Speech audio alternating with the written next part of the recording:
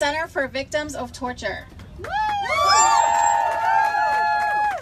Great, thank you so much. Anisha, thank you to all of you for being here. I'm Yasmine. I work at the Center for Victims of Torture. I serve as a senior policy counsel there, advocating and fighting for refugees and asylum seekers. So I'm standing here before you, as I said, as an advocate for refugees and immigrants. And like all of you, I find this administration's family separation policy unacceptable and absolutely reprehensible.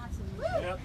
I'm also here as someone who fled war and turmoil as a refugee and was welcomed in America. You are welcome. Although 2 decades have passed since my family and I crossed from Mexico into the U.S., the memories came flooding back as I watched the heart-wrenching images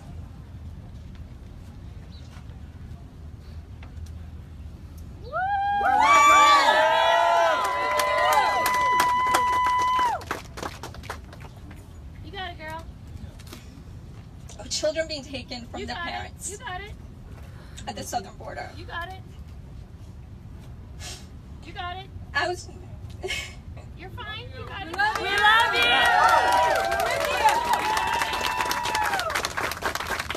I was just 7 years old, and the Iran-Iraq war, which ultimately left 1 million dead, was raging. My older brother was about to get drafted to fight and most likely die, despite being just 14 years old. So my mom did what millions of other Iranian parents did. She packed up her children and fled the country in search of safety.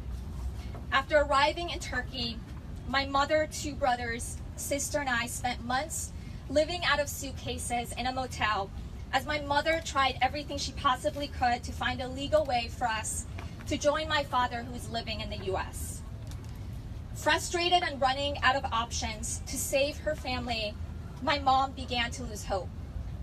Finally, with our visas about to expire and risking certain death if we were to return to Iran, my mom made the impossible decision to entrust our lives and our hopes for a better future to a smuggler who guided us and traveled with us to Mexico.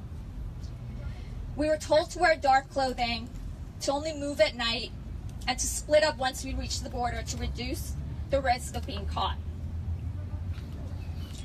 I am where I am today because my own American journey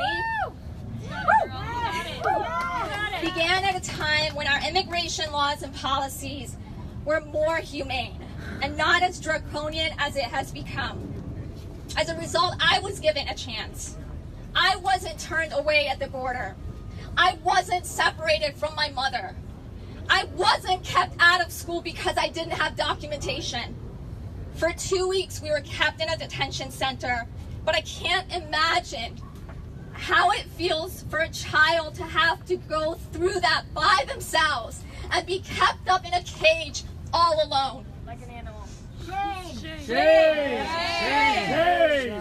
Some politicians are going to extraordinary lengths to deny safety to those seeking it. The president's ugly executive order, which came out on World Refugee Day, purporting to trade the abhorrent practice of family separation for the cruelty of prolonged detention in these cages, is the most recent example. This administration's anti-immigrant, anti-refugee, family separation policy, they're all a stain on our nation's conscience. As Americans, we have a proud history of welcoming those fleeing violence and persecution. It's a tradition I benefited from, as did millions of others. Now it's our responsibility. You got it. Yes. You got it.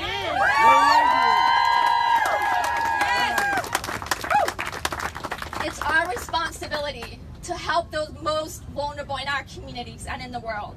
As Americans, we have an ethical and moral obligation to live our values and be a light and home for those seeking safe haven. And we'll continue to speak up and speak out and fight for these families and children who are being targeted by this unconscionable policy. Thank you so much.